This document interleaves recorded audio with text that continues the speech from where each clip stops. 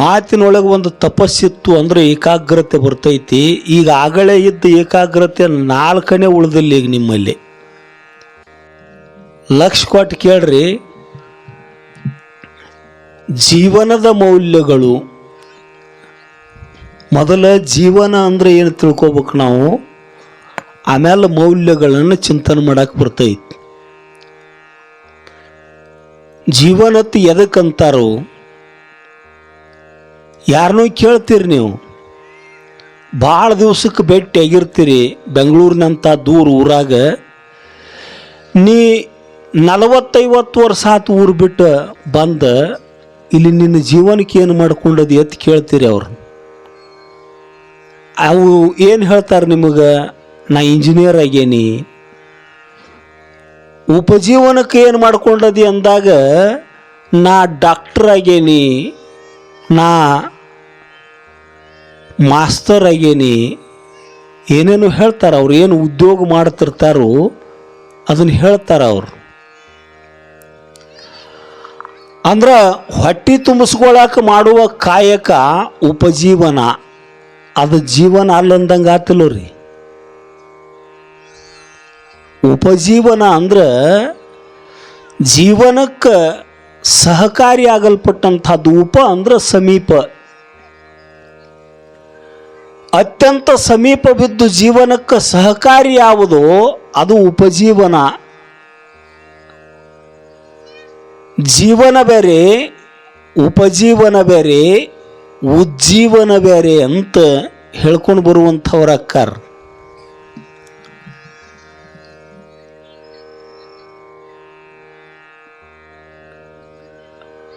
ಧನ ಸಂಪಾದನೆ ಮಾಡುವುದಕ್ಕೋಸ್ಕರ ನಾವು ಏನೇನು ಮಾರ್ಗಗಳನ್ನು ಹುಡುಕೊಂಡದೆವು ಅದು ಯಾವುದೂ ಜೀವನ ಅಲ್ಲ, ಅದು ಉಪಜೀವನ. ಅದು ಉಪಜೀವನಕ್ಕೋಸ್ಕರ ಅದು.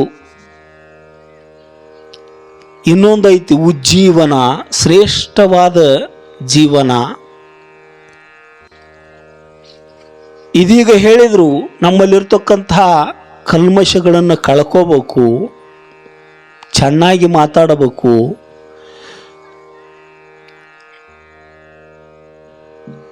ಬಹಳ ಸ್ಥೂಲವಾಗಿ ಈ ಜೀವನವನ್ನು ವಿಭಾಗಿಸಿ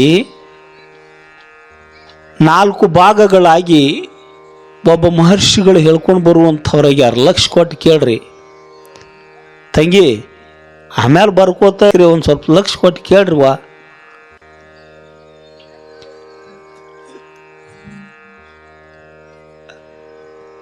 ಪ್ರಥಮಾರ್ಜಿತೆ ವಿದ್ಯಾ, ದ್ವಿತೀಯಾರ್ಜಿತೆ ಧನಂ, ತೃತೀಯಾರ್ಜಿತೆ ಧರ್ಮ, ಚತುರ್ಥೆ ಕಿಂ ಕರಿಷ್ಯತಿ. ಮೊಟ್ಟ ಮೊದಲು ಏನು ಮಾಡಬೇಕು ಅಂದ್ರೆ ವಿದ್ಯಾ ಸಂಪಾದನೆ ಮಾಡಬೇಕು. ಪ್ರಥಮಾರ್ಜಿತೆ ವಿದ್ಯಾ, ಹುಟ್ಟಿದ 25 ವರ್ಷದ ತನಕನೂ ವಿದ್ಯಾ ಸಂಪಾದನೆ ಮಾಡಬೇಕು. ಆ ಸಮಯದೊಳಗೆ ವಿನಾಕಾರಣ ಕಾಲಹರಣ ಮಾಡಬಾರ್ದು. ಕ್ಷಣತ್ಯಾಗೇನ ಕುತೋ ವಿದ್ಯಾ ಅಂತ ಋಷಿಮುನಿಗಳು ಒಂದು ಕ್ಷಣ ಸಹಿತ ಸಮಯ ವ್ಯರ್ಥ ಮಾಡಬಾರ್ದು. 25 ವರ್ಷದಿಂದ 50 ವರ್ಷದ ತನಕ ಗೃಹಸ್ಥರಾಗಿದ್ರಿ ಅಂದ್ರೆ ದ್ವಿತೀಯಾರ್ಜಿತೆ ಧನಂ. 2ನೇ ಅವಧಿ ಒಳಗೆ 25ರಿಂದ 50ರವರೆಗೆ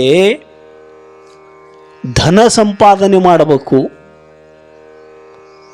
ಯಾವುದಾವುದರೇ ಮಾರ್ಗದಿಂದ ಧನ ಸಂಪಾದನೆ ಮಾಡೋದಲ್ಲ, ಸತ್ಯ ಶುದ್ಧವಾದ ಕಾಯಕದಿಂದ ಧನ ಸಂಪಾದನೆ ಮಾಡಬೇಕು. ಅದನ್ನು ಆದಿಗುರು ಶಂಕರ ಭಗವತ್ಪಾದರು ಮೂಢ ಜಹೀಹಿ ಧನಾಗಮ ತೃಷ್ಣ ಕುರು ಸದ್ಬುದ್ಧಿ ಮನಸಿ ವಿತೃಷ್ಣ ಎಲ್ಲ ಭಷೆ ನಿಜ ಕರ್ಮೋಪಾತ್ತಂ ವಿತ್ತಂ ತೇನ ವಿನೋದಯ ಚಿತ್ತಂ ಭಜ ಗೋವಿಂದಂ ಭಜ ಗೋವಿಂದಂ ಗೋವಿಂದಂ ಭಜ ಮೂಢಮತೆ ಅಂತ ಆದಿಗುರು ಶಂಕರ ಭಗವತ್ಪಾದರು ಹೇಳ್ಕೊಂಡು ಬರುವಂಥವರಾದರು. 2ನೇ ಅವಧಿ ಒಳಗೆ ಧನ ಸಂಪಾದನೆ ಮಾಡಬೇಕು. ಇನ್ನು 3ನೇ ಅವಧಿ ಒಳಗೆ ಏನು ಮಾಡಬೇಕು ಅಂದ್ರೆ ತೃತೀಯಾರ್ಜಿತೆ ಧರ್ಮ,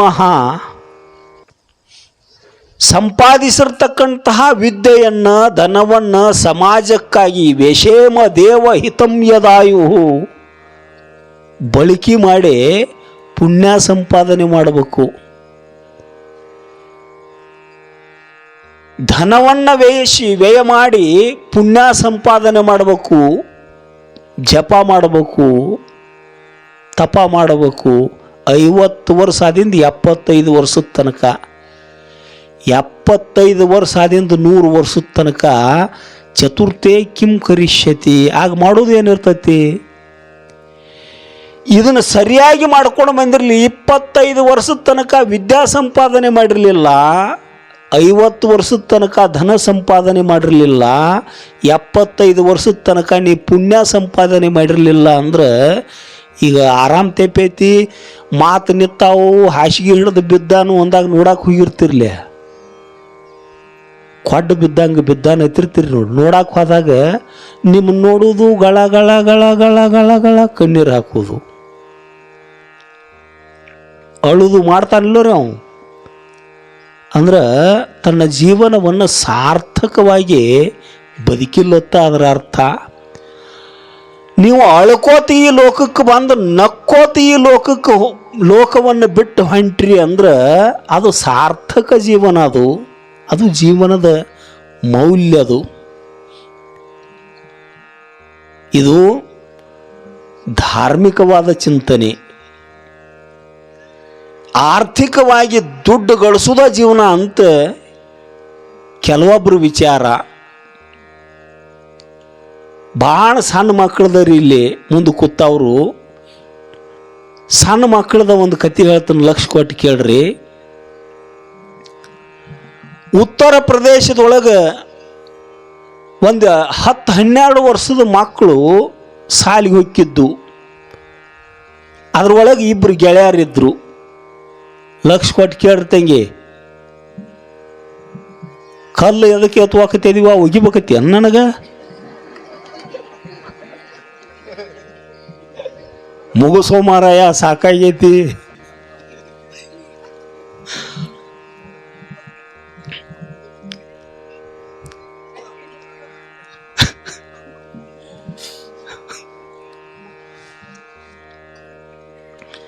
ಎರಡು ಮಕ್ಕಳು ಸಾಲಿಗೆ ಹೋಗಿದ್ದು ಉತ್ತರ ಪ್ರದೇಶದೊಳಗೆ.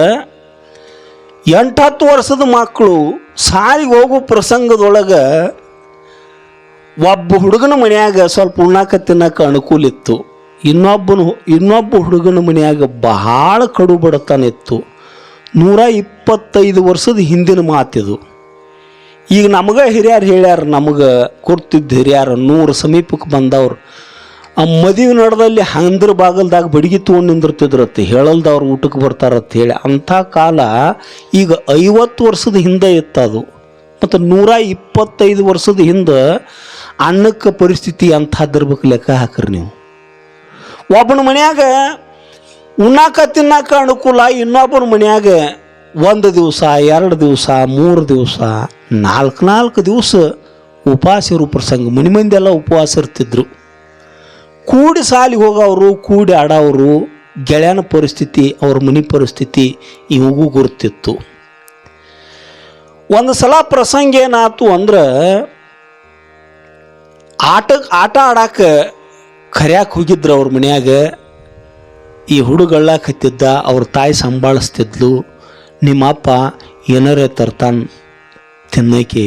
ಯವ್ವ 3 ದಿವಸ ಆಯ್ತು ಊಟಿಲ್ಲ, ಹೊಟ್ಟೆ ತಾಳು ಹಾಕಾಕತೈತಿ, ಯವ್ವ ಜೀವ ಹೋದಂಗೆ ಆಗಾಕತೈತಿ ಅಂತ ಅವನು ಮುಂದೆ ಅಳ್ಳಾಕತ್ತಿದ್ದ.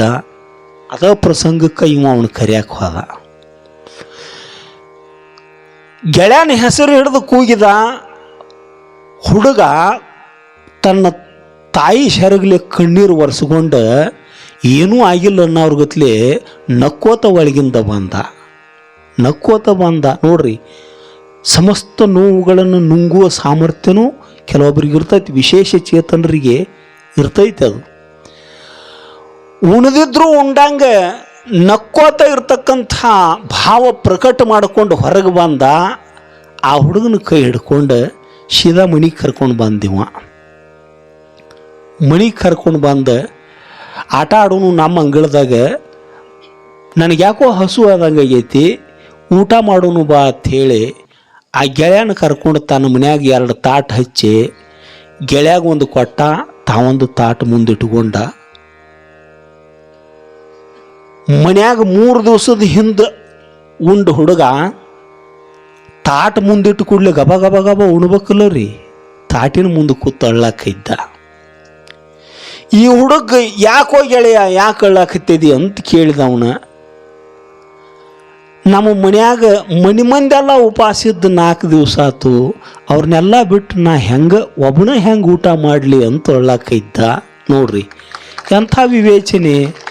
10-12 ವರ್ಷಕ್ಕೆ ಈ ವಿವೇಕ ಬರ್ಬೇಕಾದ್ರೆ ಸಾಮಾನ್ಯರಿಗೆ ಬರೋದಿಲ್ಲ. ಈ ಹುಡುಗಿ ಏನಂದು ಊಟಕ್ಕೆ ಕರ್ಕೊಂಡು ಬಂದಾವು, ನೀ ಈಗ ಉಣ್ಣು, ನಿಮ್ಮ ಮನ್ಯಾನ ಅವ್ರ ಊಟದ ವ್ಯವಸ್ಥೆ ಏನಾರ ವ್ಯವಸ್ಥೆ ಮಾಡ್ತಾನೆ, ಚಿಂತೆ ಮಾಡಬೇಡ. ಈಗ ನಾವು ಒಬ್ಬನ ಹಾಕೋಣ, ನಾನು ಜೋಡಿ ಹತ್ತು ಉಣ್ಣು ಅಂತ ಕರ್ಕೊಂಡು ಪ್ರಸಾದ ಮಾಡಿದ, ಊಟ ಮಾಡಿದ ಬಳಿಕ ಮನ್ಯಾಗ ಯಾರಿದ್ದಿದ್ದಿಲ್ಲ. ಅವರೊಂದೊಂದು ಬಂಗಾರದ ಬಳಿ ತುಡುಗು ಮಾಡಿ ತಂದು ಗೆಳೆಯನ ಕೈಯಾಗ ಕೊಟ್ಟ.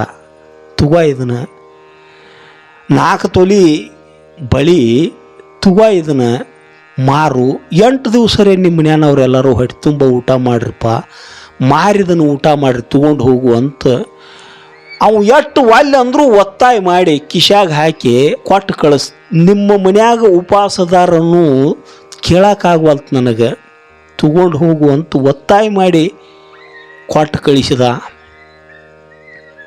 ಕಂಬನಿಯನ್ನು ಕಂಡು ಕರಗುವ ಹೃದಯ ಇದು. ಅವ ಹುಡುಗ ಒತ್ತಾಯದಿಂದ ತಗೊಂಡು ಹೊರಸಲಾದಾಟಿ ಹೊರಗೆ ಹೋಗಿದ್ದ. ಬಂಗಾರ ಬಳಿ ತುಡುಗು ಮಾಡಿ ಕೊಟ್ಟಿದ್ರಲ್ಲ, ಅವರು ಹೊರಗೆ ಹೋದಕ್ಕೆ ಮನ್ಯಾಗ ಬಂದ್ಲು. ಒಳಗೆ ಬಂದು ಕೂಡಲೇ ತಾಯಿ ಏನು ಕೊಟ್ಟು ಕಳಿಸಿದೆ ಅವ ಅಲ್ಲಿ ಅಂತಿದ್ದು, ಅವ ಬೇಡ ಅಂತಿದ್ದು, ನೀ ಏನು ಒತ್ತಾಯ ಮಾಡಿ ಕೊಟ್ಟು ಕಳಿಸಿದೆ ಅವಾಗ ಅಂತ ಜಬರು ಮಾಡಿದ್ಲು, ಬೆದರಿಸಿದ್ಲು ಮಗನ. ಮಗ ಸುಳ್ಳು ಹೇಳಲಿಲ್ಲ, ಸತ್ಯನ ಹೇಳ್ದ. ಯವ್ವ, ಕಣ್ಣಂಚಿನೊಳಗೆ ನೀರು ತುಂಬಿಕೊಂಡು ಅವ್ರ ಮನೆಯಾಗಿನ ಪರಿಸ್ಥಿತಿ ನೀ ನೋಡಿಲ್ಲವ್ವ. ನಾ ದಿನ ಅವ್ರ ಮನೆಗೆ ಹೋಗ್ಕಣು, ಅವ್ರ ಮನ್ಯಾಗ 4 ದಿವಸ ಗಂಟ್ಲೆ ಮಂದೆಲ್ಲ ಉಪವಾಸ ಇರ್ತಾರ. ದುಡಿದ್ರೆ ಕೂಲಿ ಕರೆದ್ರೆ ಅವ್ರ ಮನ್ಯಾಗ 1 ಹೊತ್ತು ಗಂಜಿ ಕುಡಿತಾರೋ, ಇರಲಿಲ್ಲ ಅಂದ್ರೆ ನೀರು ಕುಡ್ದ 3 ದಿವಸ 4 ದಿವಸ ಕಳೀತಾರವ್ವ. ಅವ್ರ ಮನೆ ಪರಿಸ್ಥಿತಿ ನೋಡಿ ತಾಳಕ್ಕಾಗಲಿಲ್ಲ. ನಿಂದೊಂದು ಬಂಗಾರದ ಬಳಿ ತುಡುಗು ಮಾಡಿ ಅವಾಗ ಕೊಟ್ಟು ಕಳಿಸೇನೇವ. ಅವ್ರ ಮನ್ಯಾನವರು ಅದನ್ನು ಮಾರಿ 8 ದಿವಸ ಯಾಕೆ ಉಣ್ಲಿ ಅಂತ ಕೊಟ್ಟು ಕಳಿಸೇನೇವ ಅಂತ ಇದ್ದಕ್ಕಿದ್ದಂಗೆ ಸತ್ಯ ಮಾತು ಹೇಳಿದ. ತಾಯಿ ಮುಂದೆ ಸುಳ್ಳು ಹೇಳಬಾರ್ದು, ಹೆಂಡತಿ ಮುಂದೆ ನೀವು ಅನ್ರಿ ಅದನ್ನು. ನಾ ಅಣ್ಣಂದ್ರೆ ಇದು ಬಳಗ ಭಾಳ ಐತಿ, ಅದು ಏನು ಮಾಡ್ತೈತೆ ಹೇಳಕ್ಕೆ ಬರೋದಿಲ್ಲ.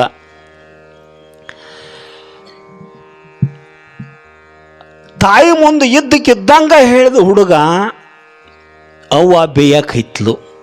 ತಾಯಿ ಅಂದ್ರೆ ಮತ್ತು ಬೈಯಕಿ ಬಡೇಕಿ ಬೇದ್ಲು, ಬಡದ್ಲು ಮಗನ. ಎದಕ್ಕೆ ಬೇದ್ಲು ಗೊತ್ತೇನ್ರಿ ಅವ್ರ ತಾಯಿ? ಒಂದ ಬಳಿ ಯಾಕೆ ಕೊಟ್ಟು ಕಳಿಸಿದೆ ಅಂತ ಬೇದ್ಲು, ಬಡದ್ಲು ಮಗನ. ಅದನ್ನು ಕೊಟ್ಟು ಬಂದು ನೀರು ಕುಡಿ, ಇನ್ನೊಂದು ಬಳಿ ಓದವ್ರಿಗೆ ಕೊಟ್ಟು ಬಂದು ನೀರು ಕುಡಿ ಅಂದ್ಲು. ಉದಾರಸ್ಯ ತೃಣಂ ವಿತ್ತಂ, ಉದಾರನಿಗೆ ಧನ ಅಂದ್ರೆ ಹುಲ್ಲು ಕಡ್ಡಿದ್ದಂಗೆ ಅವಾಗ. ಅದನ್ನೊಂದು ಕೊಟ್ಟು ಬಾತ್ ಹೊಡೆದ್ಲು ಬಡದ್ಲು. ಮನ್ಯಾಗಣ ಬಂಗಾರ ಬಳಿ ತುಡುಗು ಮಾಡೀನಿ ಅನ್ನೋ ಅಪರಾಧಿ ಭಾವನೆ ಇತ್ತು ಅವಾಗ. ನಕ್ಕೋತ ಜಿಗದಾಡ್ಕೋತ ಅದನ್ನೊಂದು ಬಳಿ ಓದ ಗೆಳೆಯನ ಮನೆಗೆ ಓದಿ ಕೊಟ್ಟು ಬಂದ. ಭಾಳ ಸಂತೋಷ ಆಯ್ತು. ಸಣ್ಣ ವಯಸ್ಸಿನೊಳಗೆ ಮನೆಯಾಗಿನ ಬಂಗಾರ ಬಳಿ ತುಡುಗು ಮಾಡಿ ಮತ್ತೊಬ್ರಿಗೆ ಕೊಟ್ಟವನ. ಅವ್ರೇನಂತ ಹೇಳ್ಕೊಳ್ಳುವಂಥ ಶ್ರೀಮಂತರ ಅಲ್ರಿ, ಮತ್ತು ಉಣ್ಣಾಕ ತಿನ್ನಕ ಅನುಕೂಲ ಅಷ್ಟೇ ಇತ್ತು. ಬಂಗಾರ ಬಳಿ ಮತ್ತೊಬ್ಬರ ಜೀವನಕ್ಕೆ ಉಪಯೋಗ ಆಗಲಿ ಅಂತ, ಉಪಜೀವನಕ್ಕೆ ಉಪಯೋಗ ಆಗಲಿ ಅಂತ ಹಿಂಗೆ ಬಳಿ ಕೊಟ್ಟ ಹುಡುಗ ಬೇರೆ ಯಾರೂ ಅಲ್ಲ. ಮುಂದೊಂದು ದಿವಸ ಸುಪಾತ್ರ ದಾನೇನ ಭವೇದ್ದನಾಡ್ಯ ಧನಪ್ರಭಾವಾತ್ ಕರೋತಿ ಪುಣ್ಯಂ ಪುಣ್ಯ ಪ್ರಭಾವಾತ್ ಸುರಲೋಕವಾಸಿ ಅಂತ ಮಹಾನುಭಾವರು ಹೇಳಿದಂಗೆ ಬಹಳ ಶ್ರೇಷ್ಠವಾದ ಸ್ಥಳ ಸಿಕ್ತವಾಗ. ಅವ ಯಾರು ಗುರ್ತತೇನ್ರಿ?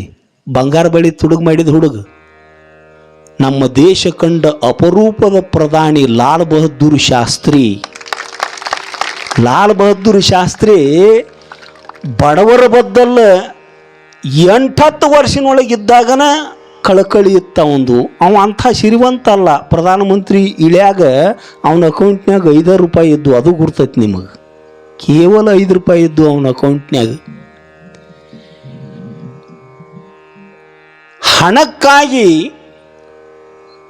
ಜಿಪುಣತನವನ್ನು ಮಾಡಕ್ಕೆ ಹೋಗ್ಬೇಡ. ಬ್ಯಾಸರ ಆಗಬಾರ್ದು. ನಿಮಗೊಂದು ಚುಟ್ಕ ಹೇಳೇನ್ರಿ?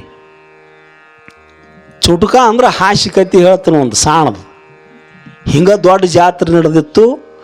ಅಪ್ಪಗಳು ಅಂತವರು ನಮ್ಮ ಭಕ್ತರು ಎಲ್ಲರೂ ಬುಂದೇದು ಉಂಡಿ ತಿನ್ಲಿಪ್ಪ ಆತು ಇಡ್ಡಿಡ್ದು ನಮ್ಮ ಬುಂದೇದು ಉಂಡಿ ಮಾಡಿಸಿದ್ರು. ಎಷ್ಟು ಮಂದಿ ಬರ್ತಾರೆ ನಮ್ಮ ಜಾತ್ರೆಗೆ ಅನ್ನೋದು ಗುರ್ತ ಅವರಿಗೆ. ಸರ್ವಜ್ಞ ಮೂರ್ತಿಗಳವರು ಎಲ್ಲರಿಗೂ ಒಂದೊಂದು ಉಂಡಿ ಬರುವ ಹಂಗೆ ಬುಂದೇದು ಉಂಡಿ ಮಾಡಿಸಿದ್ರು. ಸಾಲು ಹಚ್ಚಿ ಪಂಕ್ತಿ ಕುಂತಿತ್ತು.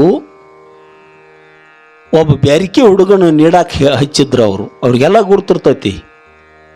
ಎಲ್ಲರಿಗೂ ಒಂದೊಂದು ನೀಡ್ಬೇಕತ್ತಮ್ಮ ಅದು ತಾಕೀತ್ ಮಾಡಿದ್ರು ಅವರು.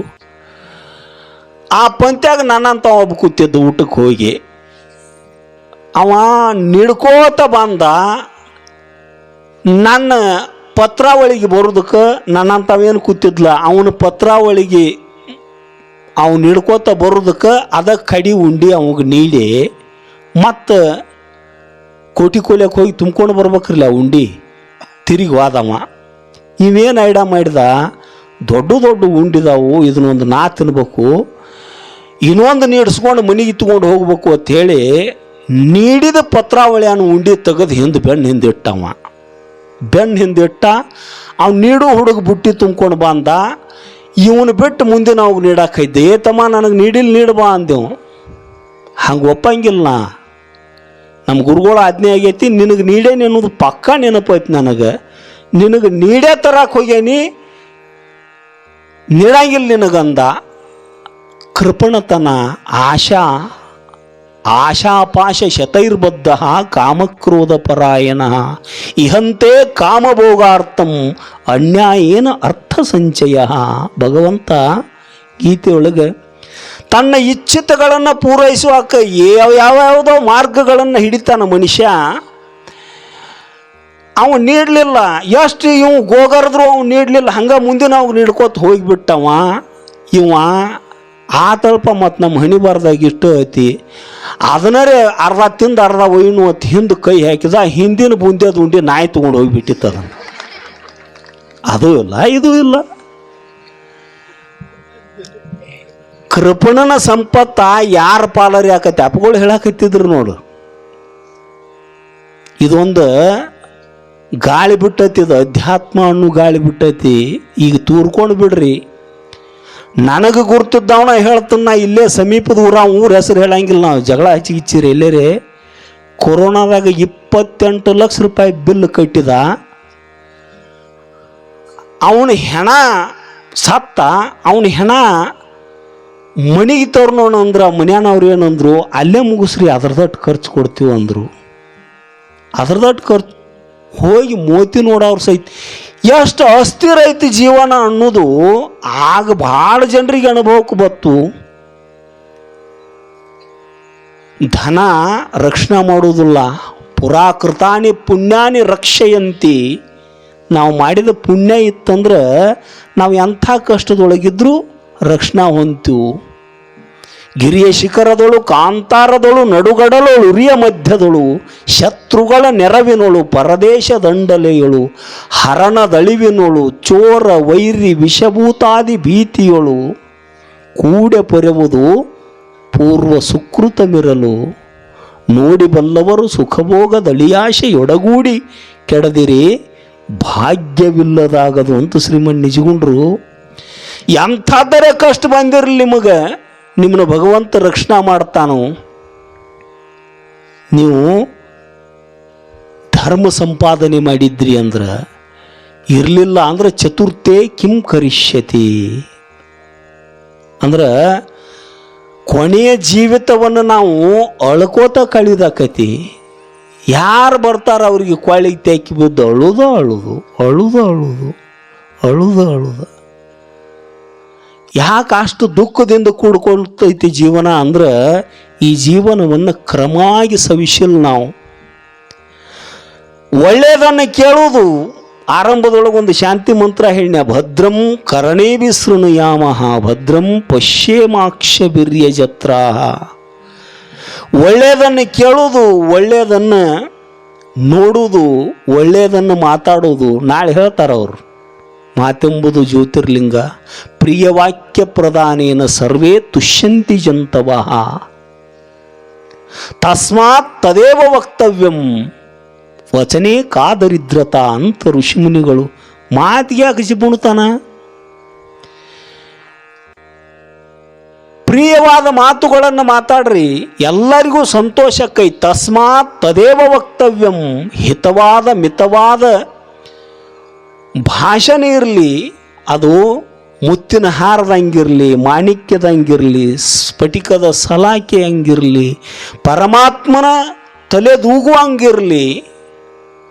ಇದು ಧಾರ್ಮಿಕವಾದ ಜೀವನ. ಇನ್ನು ಸಾಮಾಜಿಕವಾದ ಜೀವನತೆ ಎದಕ್ಕಂತಾರೋ ಅದನ್ನೊಂದು ಮಾತು ಹೇಳ್ತೀನಿ ನಿಮಗೆ. DVG ಅವ್ರದ್ದು ಒಂದು ಮಾತೈತಿ, ಹುಲ್ಲಾಗು ಬೆಟ್ಟದಡಿ ಮನೆಗೆ ಮಲ್ಲಿಗೆಯಾಗು, ಕಲ್ಲಾಗು ಕಷ್ಟಗಳ ವಿಧಿ ಮಳೆ ಸುರಿಯೇ, ಬೆಲ್ಲ ಸಕ್ಕರೆಯಾಗು ದೀನ ದುರ್ಬಲರಿಂಗೆ, ಎಲ್ಲರೊಳಗೊಂದಾಗು ಮಂಕುತಿಮ್ಮ. ಜೀವನ ಧರ್ಮವನ್ನು ಹೇಳ್ಯಾರ DV ಗುಂಡಪ್ಪನವರು. ಹುಲ್ಲಾಗು ಬೆಟ್ಟದಡಿ, ಬೆಟ್ಟದ ಕೆಳಗೆ ಗುಡ್ಡದ ತೆಳಗೆ ಹುಲ್ಲಾಗಣಿ ಅಂತಾರವ್ರು. ಗುಡ್ಡದ ಮ್ಯಾಲ ಆದ್ರೆ ದನಗಳಿಗೆ ಹತ್ತಿ ಬರೋ ತ್ರಾಸ ಆಕತಿ. ಅಟ್ಟು ತ್ರಾಸು ಕೊಡಬೇಡಿ ನೀವು ಮತ್ತೊಬ್ಬರಿಗೆ. DV ಗುಂಡಪ್ಪನವರು ಬೆಟ್ಟದಡಿ ಹುಲ್ಲಾಗು, ಆ ಗುಡ್ಡದ ಕೆಳಗೆ ಹುಲ್ಲಾಗಿರ್ನಿ, ದನಗಳಿಗೆ ಹತ್ತು ಗತ್ತಿ ಕೊಡಕ್ಕೆ ಹೋಗ್ಬೇಡ ಅಂತಾರ ಅವ್ರು. ತ್ರಾಸು ಕೊಡಬೇಡ ಅಂದ್ರೆ ವಿನಯದಿಂದ ಕೂಡ್ಕೊಂಡಿರು. ಹುಲ್ಲ ಮೃದು ಇರ್ತತಿಲ್ಲೋ ರೀ. ಎಂಥ ಗಾಳಿ ಬಿಟ್ಟರು ಕಿತ್ಕೊಂಡು ಹೋಗಂಗಿಲ್ಲ. ದೊಡ್ಡ ದೊಡ್ಡ ಗಿಡ ಕಿತ್ತರು ಹುಲ್ಲ ಅಲ್ಲೇ ಬಾಗಿರ್ತತಿ, ಮತ್ತು ಎದ್ದು ನಿಲ್ತೈತಿ. ಹುಲ್ಲಾಗು ಬೆಟ್ಟದಡಿ ಮನೆಗೆ ಮಲ್ಲಿಗೆಯಾಗು. ಮನ್ಯಾಗ ಒಂದು ಮೂಲ್ಯಾಗ ಮಲ್ಲಿಗೆ ಹರಿದಿಟ್ರೆ ಆ ವಾಸನೆ ಮಣಿ ತುಂಬ ತುಂಬತತಿಲ್ಲೋ ರೀ. ಮಣಿ ತುಂಬ ವಾಸನೆ ತುಂಬ್ಕೋತೈತಿ. ಅದು ಇಟ್ಟು ಮೂಲ್ಯಾಗ ಅಷ್ಟು ನಾರ್ತೈತೇನ್ರಿ. ಮನ್ಯಾಗ ಎಲ್ಲರಿಗೂ ಬೇಕಾಗಿರ್ನಿ. ಹೆಂಡತಿ ಮಕ್ಕಳಿಗೆ ಬೇಕಾಗಕ್ಕೆ ಹೋಗಿ ಅಣ್ತಾಂಬ್ರಿಗೆ ಕೆಟ್ಟಾಗೋದು, ಅಣ್ತಾಂಬ್ರಿಗೆ ಬೇಕಾಗಕ್ಕೆ ಹೋಗಿ ಹೆಂಡತಿ ಮಕ್ಕಳಿಗೆ ಕೆಟ್ಟಾಗೋದು,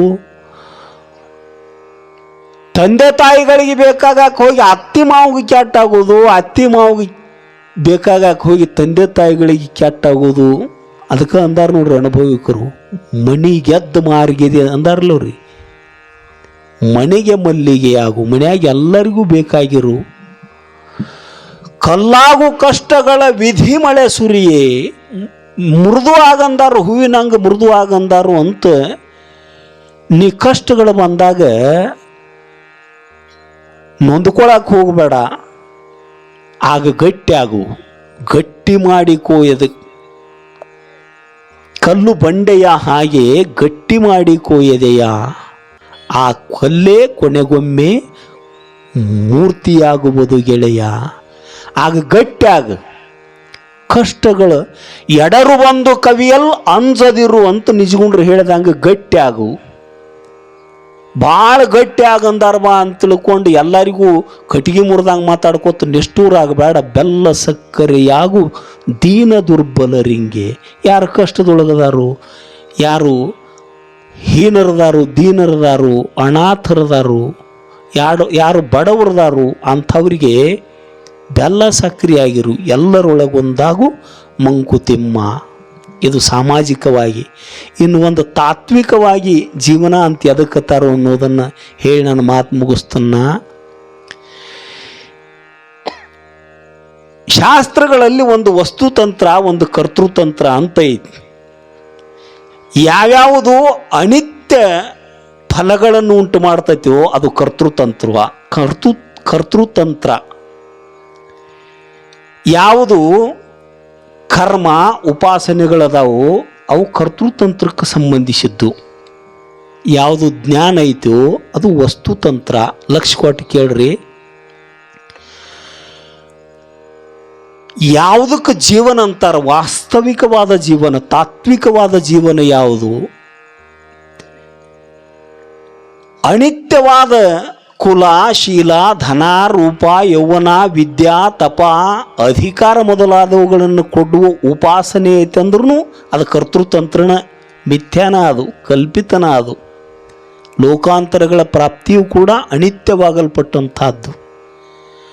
ಉಪನಿಷತ್ಕಾರ ಒಂದು ಮಾತು ಹೇಳ್ತಾರೆ, ಇಹಚೇದ ವೇದಿ ತತ ಸತ್ಯಮಸ್ತಿ ನಚೇದಿ ಹಾವೇದಿನ್ ಮಹತಿ ವಿನಷ್ಟಿ ಭೂತೇಷು ಭೂತೇಷು ವಿಚಿತ್ಯ ಧೀರ ಪ್ರೇತ್ಯಾಸ್ಮಲೋಕಾದ ಅಮೃತ ಭವಂತಿ. ಇಲ್ಲಿಯೇ ಈಗಲೇ ಈ ನರದೇಹದಲ್ಲಿಯೇ ಇಹಚೇತ್ ಅವೇದಿತ್ ಅಥ ಸತ್ಯಮಸ್ತಿ, ಯಾವುದು ಪರಮಾರ್ಥವೋ ಯಾವುದು ಸತ್ಯವೋ ಅದನ್ನು ಈ ನರದೇಹದಲ್ಲಿಯೇ ತಿಳಿಯುವಂಥವನಾಗು. ನಚೇತ್ ಹಿ ಅವೇದಿತ್, ಒಂದು ವೇಳೆ ನೀ ತಿಳಿಲಿಲ್ಲ ಅಂದ್ರೆ ಮಹತೀಂ ವಿನಷ್ಟಿ, ಅದರಂಥ ಲುಕ್ಸಾನ್ ಇನ್ನು ಯಾವುದೂ ಇಲ್ಲ. ಅದಕ್ಕೆ ಆತ್ಮಲಾಭಾತ್ ಪರಂ ಲಾಭೋ ನ ವಿದ್ಯತೆ.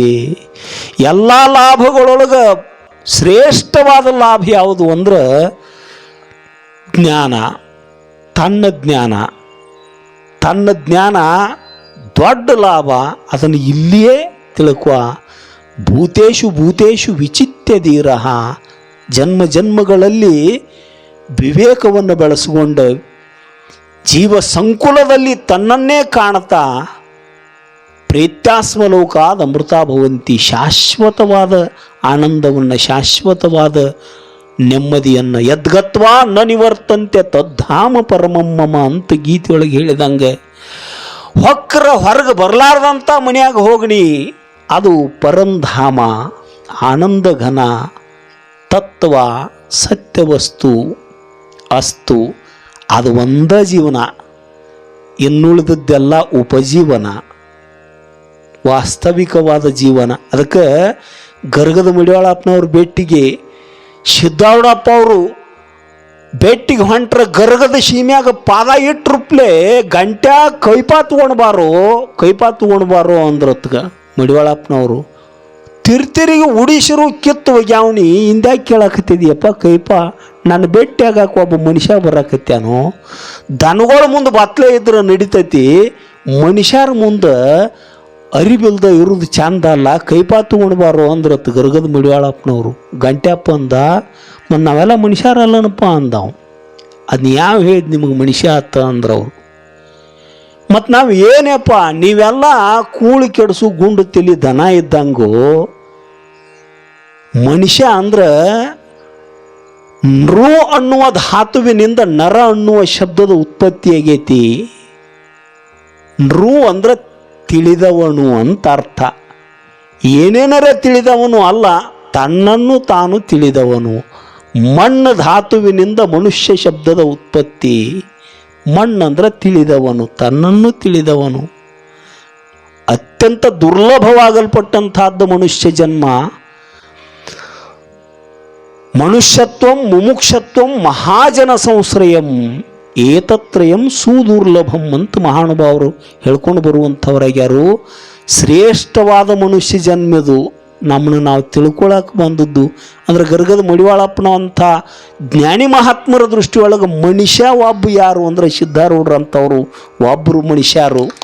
ನಾವೆಲ್ಲರೂ ಮನುಷ್ಯ ರೂಪೇಣ ಮೃಗಶ್ಚರಂತಿ, ಮನುಷ್ಯ ರೂಪದ ಮೃಗಗಳು ನಾವೆಲ್ಲ. ಭಾಳ ಶ್ರೇಷ್ಠವಾದ ಜನ್ಮಿದು. ರಂಗಿಲೆ ಹುಟ್ಟಿದಿ ರೇಷ್ಮೆ ದಡಿಸಿರಿ, ಹಂಗ ನೂಲಿನ ಪರವಿ ಮರತೆವ್ವ ನಾರಿ, ಮಂಗಲ ಮೂರುತಿ ಶಿಶುನಾಳದೀಶನ ಅಂಗಳಕ ಹೊರತಾಗಿ ನಡೆದೆವ್ವ ಗೌರಿ. ಅಳಬೇಡ ತಂಗಿ ಅಳಬೇಡ, ನಿನ್ನ ಕಳುಹ ಬಂದವರಿಲ್ಲಿ ಉಳುಹಿಕೊಂಬುವರಿಲ್ಲ. ಹೆಣ್ಮಕ್ಳು ಎಲ್ಲ ಗುರ್ತಿರ್ತೈತಿ. ಎಲ್ಲ ಸೀರೆಗಳೊಳಗೆ ಕಿಮ್ಮತ್ತಿನ ಸೀರೆ ಯಾವುದೇವ? ರೇಷ್ಮೆ ಸೀರೆ ಹೌದಲ್ರಿ. ಎಲ್ಲ ಸೀರೆಗಳೊಳಗೆ ಭಾಳ ಕಿಮ್ಮತ್ತಿನ ಸೀರೆ ಅಂದ್ರೆ ರೇಷ್ಮೆ ಸೀರೆ. ಹಂಗೆ ಎಲ್ಲ ಜನ್ಮಗಳಲ್ಲಿ ಕಿಮ್ಮತ್ತಿನ ಜನ್ಮ ಯಾವುದು ಅಂದ್ರೆ ಮನುಷ್ಯ ಜನ್ಮ. ಮನುಷ್ಯ ಜನ್ಮ ಆ ಸೀರೆ ಆಗಬೇಕಾದ್ರೂ ಓತಪ್ರೋತವಾಗಿ ಹಿಂಗೊಂದಿಷ್ಟು ಎಳೆಗಳು ಪೋಲಿಸಿ ಓತಪ್ರೋತವಾಗಿ ಹೆಣದ ಸೀರೆ ಹೆಂಗಾಗೈತೋ ಹೆಣದ್ದಲ್ರೇ. ಮತ್ತು ಓತಪ್ರೋತವಾಗಿ ಜೋಡಣೆ ಆಗಿ ಹೆಂಗೆ ಸೀರೆ ಆಗೈತೋ ಹಂಗೆ ಪಂಚಮಹಾಭೂತಗಳು ಓತಪ್ರೋತವಾಗಿ ಒಂದ್ರೊಳಗೆ ಒಂದು ಬೆರೆತ ಈ ಸ್ಥೂಲ ಶರೀರ ಮನುಷ್ಯ ಶರೀರ ಅನ್ನುವ ಕಿಮ್ಮತ್ತಿನ ಸೀರೆ ಆಗೈತಿ. ಈ ಸತ್ಸಂಗವನ್ನು ಬಿಟ್ಟು ಹೊರಗುಳಿದ ಸೀರೆಗಳು ಏನದಾವಲ್ಲ ಅವೆಲ್ಲ ಶಿಶುನಾಳಧೀಶನ ಅಂಗಳಕ್ಕೆ ಹೊರತಾಗಿ ಈ ಸತ್ಸಂಗವನ್ನು ಬಿಟ್ಟು ಹೊರಗಾಗಿ ದುಃಖದೊಳಗೆ ತೊಳಲಾಡಕತ್ಯಾರು. ಜೀವನ ಅಂದ್ರೆ ನೆಮ್ಮದಿಯ ಜೀವನ, ಸುಖದ ಜೀವನ, ತಾತ್ವಿಕವಾದ ಜೀವನ. ಅಸ್ತು. ನನಗೆ ಸಮಯ ಹೆಚ್ಚಾಗಿರ್ಬೋದು, ಮಹಾತ್ಮರು ತಾವೆಲ್ಲರೂ ಕ್ಷಮಾ ಮಾಡ್ರಿ ಅಂತ ಕೇಳ್ಕೊಂಡು ಇನ್ನೊಂದು ಮಾತು ಹೇಳಕ್ಕಬೇಕು. ನಮ್ಮ ಅಪ್ಪಗಳ ಬದ್ದಲ್ಲ, ಯಾಕಂದ್ರೆ ನಾನು ಜೀವನದೊಳಗೆ ನಡೆದೈತೆ ಅದಕ್ಕೆ ಹೇಳಕತ್ತೀನಿ. ಹೋದ ವರ್ಷ ಈ ಕಾರ್ಯಕ್ರಮ ಹನುಮಾಪುರದೊಳಗಿತ್ತು. ಈ ಸಲನೂ ಹನುಮಾಪುರ ಕ್ರಾಸಿನ ತನ ಹೋಗಿ ಈ ಕಡೆ ಬಂದನ್ಯ. ಹೋದ ಸಲ ಹನುಮಾಪುರ ಕಾರ್ಯಕ್ರಮಕ್ಕೆ ಬಂದಾಗ ಏನಾಗಿತ್ತು ಪರಿಸ್ಥಿತಿ ಅಂದ್ರೆ ಒಂದು ಸೈಕಲ್ ಮೋಟ್ರ್ ತಗೊಂಡು ಹನುಮಾಪುರ ತನ ತೋಸ್ಕೋತ ಬನ್ನಿ, ಮಳೆಯಾಗ ತೋಸ್ಕೋತ ಬನ್ನಿ. ಬಂದು ಅಪ್ಪಗಳು ಇದ್ದಿದ್ದಿಲ್ಲ, ಬೇರೆ ಬಟ್ಟೆ ಉಟ್ಕೊಂಡು ವೇದಿಕೆಗೆ ವಾದ್ನಿ ಪ್ರವಚನ ಮಾಡಿನಿ. ಮರುದಿವ್ಸ ಬೆಳಿಗ್ಗೆ ಮಧ್ಯಾಹ್ನಕ್ಕೆ ಹೋಗೋ ಪ್ರಸಂಗಕ್ಕೆ ಸಮಯ ಭಾಳ ಆಯ್ತು. ಹೋಗಾಗೂ ಮಳೆರಾಯನ ಆಗಮನ ಆಗಿತ್ತು. ಆಗ ಮ್ಯಾಲ ನೋಡಿ ಮಳೆ ಬರೋಕ್ಕಾಗೈತಿ ನೋಡು ಅಂದ್ರ ಅಪ್ಪಗಳು. ನಮ್ಮ ಸಿದ್ಧಯೋಗಿ ಅಮರೇಶ್ವರರು ಹೋಗಬೇಕ್ರಪ್ಪ ನಾವು ಊರಿಗೆ ಹೋಗ್ಕಣು ಹೊತ್ತ ಹೋದ್ನಿ. ಇನ್ನೂ ಅತನಿಗೆ ಹೋಗಿದ್ದಿಲ್ಲ, ಹಿಪ್ಪರಿಗೆ ತನ ಮಳೆಯಾಗ ತೋಸ್ಕೋತನ ಹೋದ್ನಿ. ನಾವು ಹೋಗಿ ತಲುಪಿದ ಬಳಿಕ ರಾತ್ರಿ 8:30 9 ಗಂಟೆ ಆಗಿರ್ಬೇಕು. ಅವತ್ತು ಕಾರ್ಯಕ್ರಮ ಮುಗಿದಿತ್ತು ಇಲ್ಲಿದು. ಅಪ್ಪಗಳು ಒಂದು ಫೋನ್ ಮಾಡಿ ಹೆಂಗೆ ಹೋಗಿ ಮುಟ್ಟಿದಪ್ಪ ಅಂತ ಕೇಳ್ರಿ ನನಗೆ. ಅಪ್ಪಗಳು ತೋಸ್ಕೋತ ಬನ್ರಿ, ಬರಾಗು ನಿಮ್ಮ ಊರಿಗೆ ತೋಸ್ಕೋತ ಬಂದಿದ್ದೀನ್ರಿ, ಅದಕ್ಕೆ ನಾ ತಿರುಗಿ ನಮ್ಮೂರಿಗೆ ಬರಾಗು ತೋಸ್ಕೋತ ಬನ್ನಿ.